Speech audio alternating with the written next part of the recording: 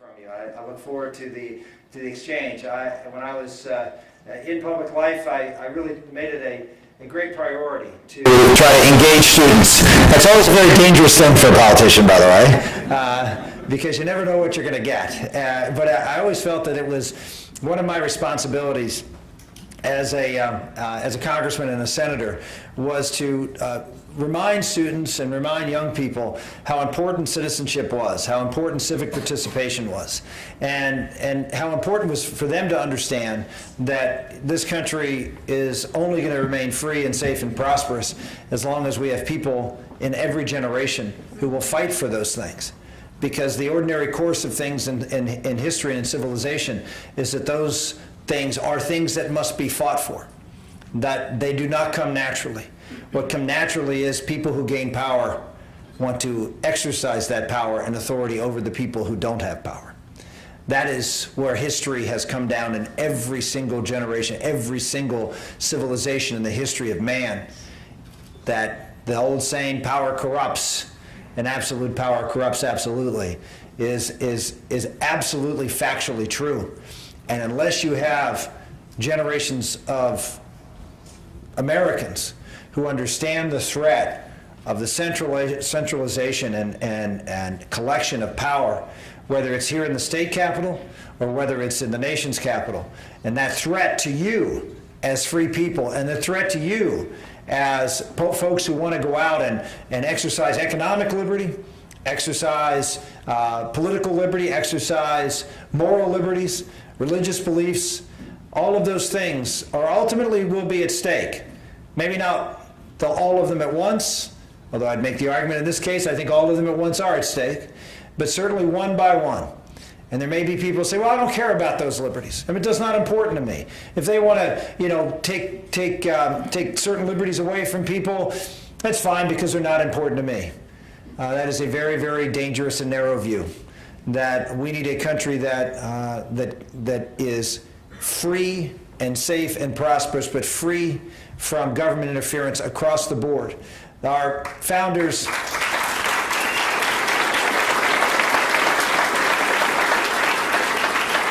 understood that the easiest thing to do was to establish freedom, writing it on a piece of paper.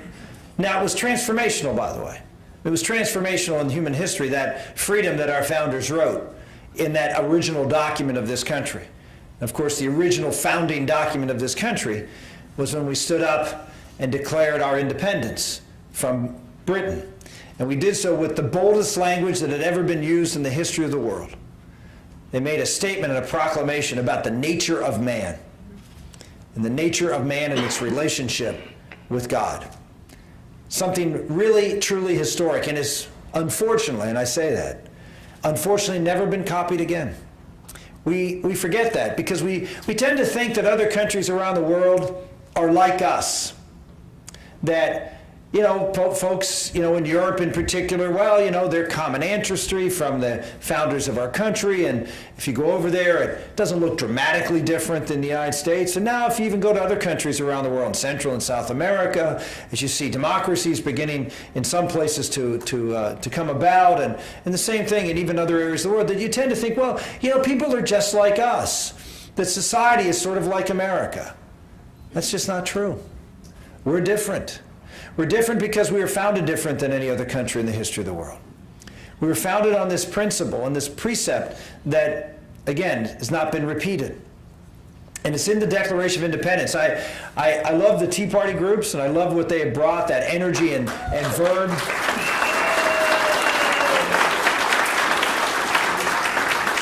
They've given spines to a lot of political figures and reminded them that we got in the situation we're in today in America because we stepped away from those founding principles, and they quickly reach into their pockets and pull out their pocket constitution. If you're a Tea Party person, you carry your constitution, and so do I.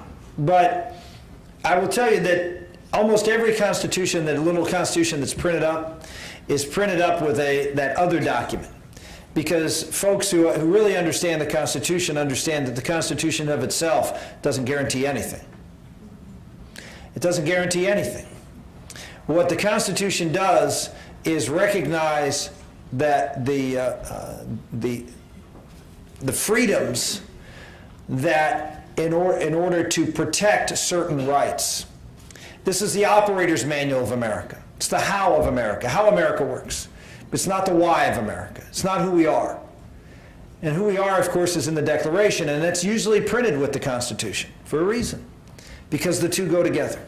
Now, there are many in society today who would make the argument that the Declaration of Independence is a dead letter, that it was not our, it was important at the time to declare our independence, but that it really has no real value in America today. That what we need to do is just focus on the Constitution and focus on the evolving rights that are in all sorts of unknown sections of the Constitution in which we can have courts and others change to adapt to the values that we have today in America. That's the modern, progressive, liberal view of the Constitution and the Declaration. The Declaration should be ignored. It's not a document, it's not a legal document, and therefore it's not something that we have to pay much attention to, and that the Constitution is one that our founders wrote, but it was dated in time and needs to be upgraded and changed to fit contemporary mores. That's the view.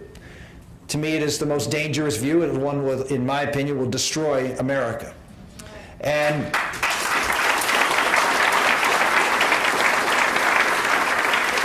you all, young people, have to make a decision.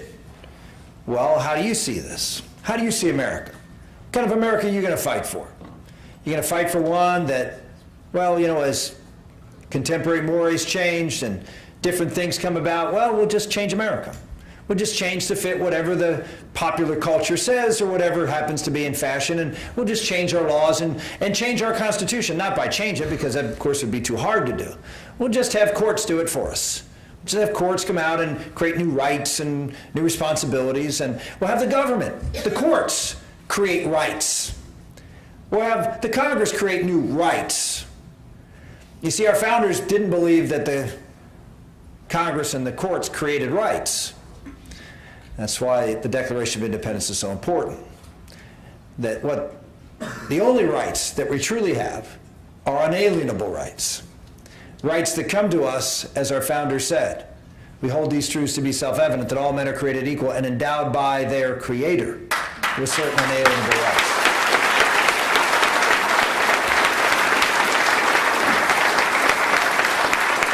And it's those natural rights that the Constitution protects and gives you freedom to exercise those rights.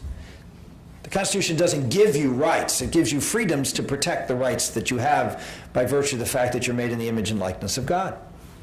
And you have dignity as a result of that. That's the foundational premise of this country.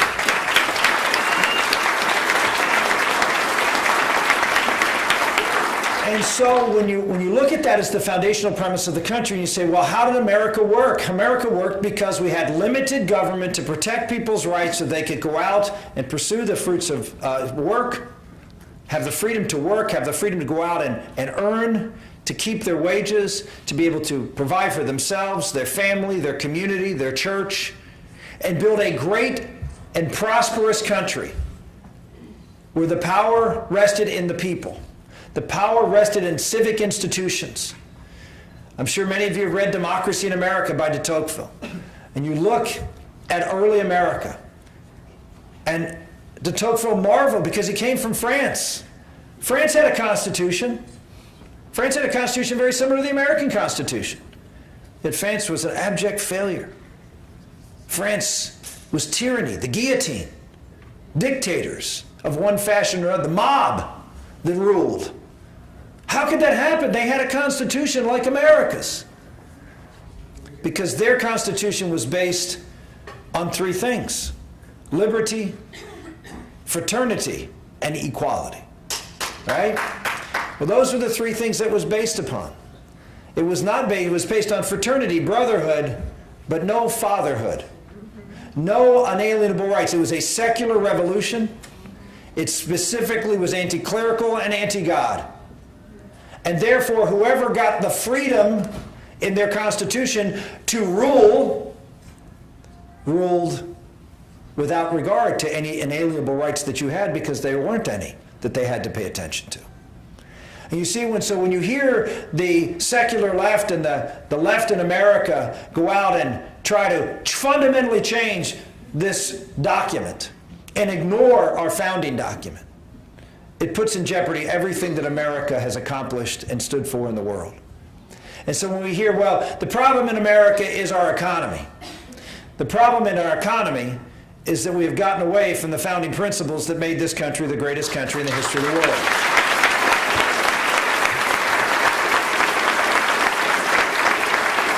We now have a government that thinks that it can micromanage every aspect of your economic life and do so better than you if you're a business person who knows the business.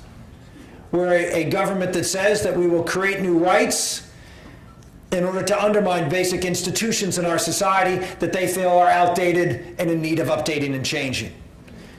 Everything from the respect for every human life to respect for institutions like the family and the church. You saw the administration come out the other day and issue an edict against the Catholic Church, that now Catholic churches and all Catholic institutions have to provide birth control, sterilization services, as well as abortifacients as part of their health plan. And if they don't, they can't offer the plan. And they'll be fined. The federal government has said to a church that we believe your beliefs are wrong and you have no right to exercise your beliefs because we as the government are going to tell you what to believe and how to act.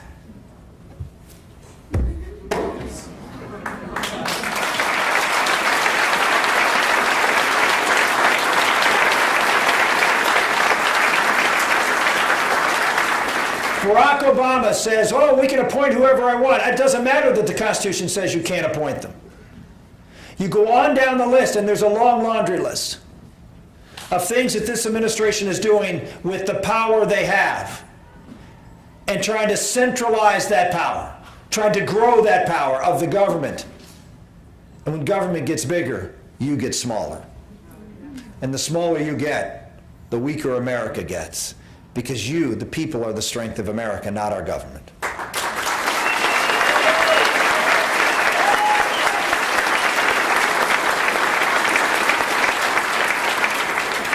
The final point, because I know there's also a strain among conservatives to look at the Constitution and the Declaration a little different. There's even a strain among conservatives to ignore the Declaration itself also and see the Constitution as the only thing. There's a strain that says that, well, freedom as guaranteed in the rights that we have, life, liberty, and the pursuit of happiness, then what that really means is that people can go out and do whatever they want to do. We see that a lot, and people say, oh, well, we should legalize drugs and legalize prostitution, and people should be able to do whatever they want as long as they don't hurt anybody else. And that's what our founders meant by pursuing happiness.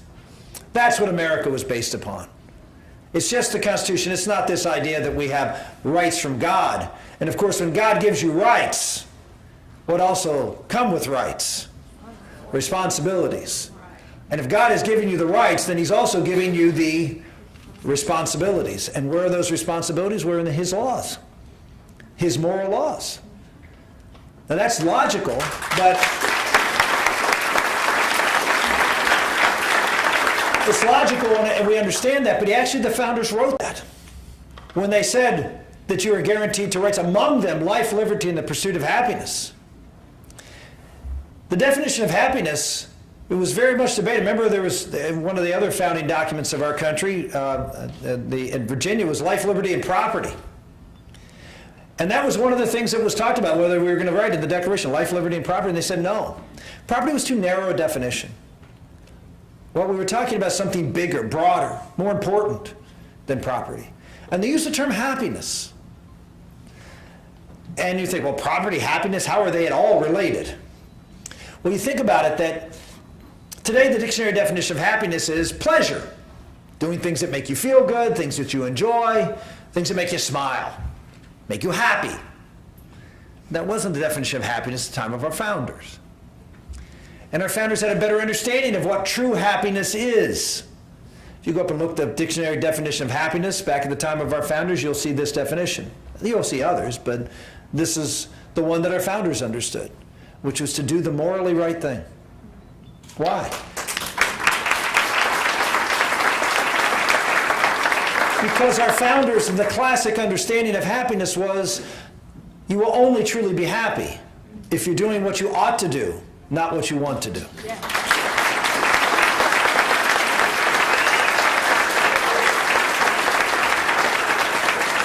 So for those who go out and try to redefine what liberty is, and that's what they're trying to do in the Republican Party, trying to redefine liberty, understand the liberty that our founders understood and understand how important that is to have an ordered society. You see, there's some in our society who believe that people are born good and that if they're allowed to be free and do whatever they want to do, everybody will be just fine. I have 7 children. I can tell you, children are not born good. We all know this. But it is a fundamental difference between the worldviews, whether man is fallen or whether man can be perfected or is perfect in here. Edmund Burke said, we will be constrained by the chains that we put on ourselves, self-control, self-discipline, moral behavior, or we will be constrained by a government that will put chains on us from above. That is the question. So when people go out and say, well, we just need to have more radical freedom, freedom in the understanding of doing what you want to do, and that should be the policies within our party, it is a very dangerous path. It is a path that is not unlike what the left would like to see done. Only in this case, they realize that if you do not constrain yourself with moral behavior, it gives them the power to constrain you. We don't want to give up that power. The better we are, the freer we are. And so I would just end by saying that this election's about big things. People say, well, what's your position on the economy? What's your position on deficits? What's your position on all of these issues? I can go down and give you a laundry list of all those things. But I think the most important thing for you to understand is how I look. It's not what I believe, it's why I believe. You want to understand how I'm going to approach every problem? You now understand it. You now understand how every problem that comes about, what am I going to be for? I'm going to be for limited government, less power in Washington and more power to you. We're going to be for reducing the budget. We're going to spend less money every year in Washington if I'm the president. Every year we will reduce the budget spending.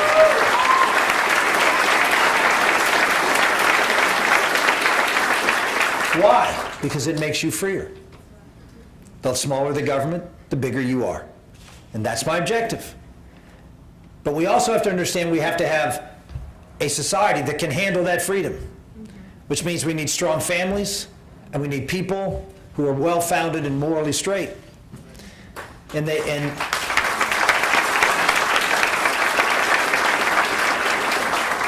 So those are the kinds of things that are important, that we understand what our leaders, not just what they say they're for. Because a lot of folks go, oh, I'm for this and this and this, and then you find out how disappointed you are because you don't know what's here. You don't know what's up here. And so that's why I wanted to share with you not a laundry list of policies, and I'll be happy to talk about those laundry lists. But understand you're electing a leader to lead based on a core set of convictions and principles. And if you understand those, if you understand the person who the leader is, then you'll have a very good understanding of where this country is going. I always tell folks when they say, how can you bring America together? Very simply, remind us who we are. Remind us how America was great. And do you believe that again? Do you believe in the principles that I've laid out? Do you believe that that is the America that created the greatest country in the history of the world? Or do you see America differently? I would make the argument the President of the United States sees America fundamentally differently. When he said capitalism failed, it didn't provide equality of result. That's a fundamental misunderstanding of what our country is all about. Our country is not about equality of result, because that's not how the world, how human nature works. Some people will do better than others, and it's okay. It's okay for people to be rewarded for the fruits of their labors. It's okay.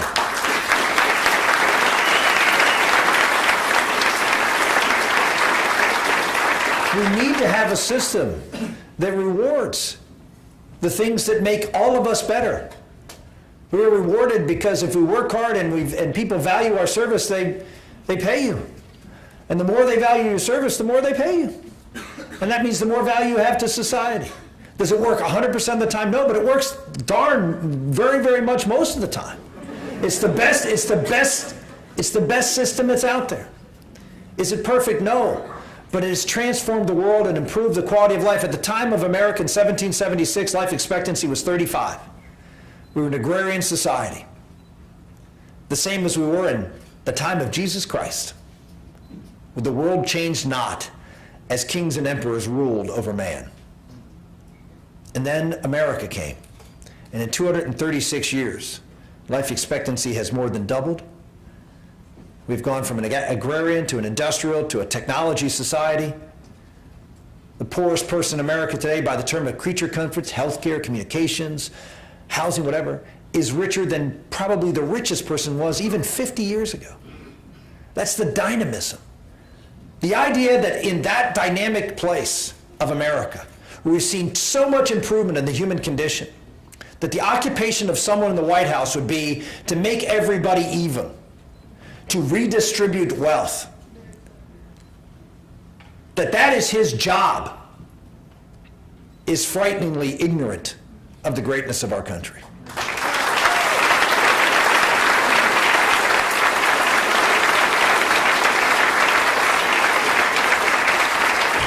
You have an opportunity here in Florida to make a choice. You can speak loudly. We can take a candidate or a couple of candidates that are out there getting most of the media attention right now. That too will change, in my opinion. But the folks who are getting most attention right now are folks that, well, let's just put it this way, have not been as consistent in standing up for the principles of our country, and will not be the candidates who are best able to contrast a very different vision of America between this president and what you believe in. We have folks that have stood and fought for government control of the healthcare system. Both of them.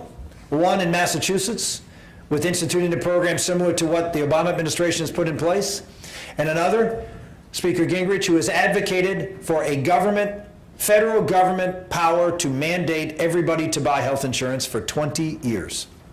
The same thing now that your Attorney General is suing at the United States Supreme Court.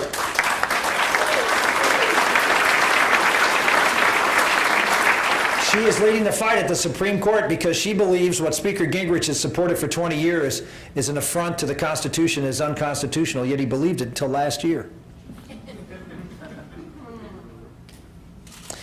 We have two folks who supported the concept of global warming and that the government needed to do something to limit carbon emissions, carbon dioxide emissions. Governor Romney proudly proclaimed that Massachusetts was the first state in the country to put caps on CO2. And Speaker Gingrich has supported cap and trade and sat on the couch with Nancy Pelosi promoting the hoax of global warming, man-made global warming. All focused on government controlling your energy output or your energy consumption. When government controls your access to energy and the cost of energy, they control your quality of life. They're directly tied to each other. You go back and you look at another fundamental area of government involvement over the past few years, bailing out Wall Street and the failure of financial institutions to govern their companies responsibly, to be able to make profits, knowing that what they were making profits on was garbage. And they continued to make the money and not worry about it. Let the bubble continue to grow. And both Gingrich and Romney supported bailing them out to the detriment of taxpayers and to the detriment of our country that continues to suffer as we propped up these bad banks and all of the loans that are out there here in Florida. And the housing market suffers and will continue. And how you can run around and say, oh, I'm a conservative and I'm the contrast with Obama, when on the three biggest issues that talk about government top-down control right before us today, we have candidates who give away every one of those issues. Why would we nominate someone like that? Why would we nominate somebody who simply gives away the most salient, important issues that tell the difference between our vision of America and President Obama's? I can understand why the media wants them. I can understand why the Wall Street folks want them, because it's status quo. But I don't know why you would want it. People of Florida have an opportunity to speak. And I know they have a lot more money and they're spending it on each other, beating the tar out of each other on television. But you have one candidate in the last debate and the debate tonight in Jacksonville who will go out and deliver a clear message about what the choices are in this election. And I hope that you will help me deliver that message loudly on Tuesday.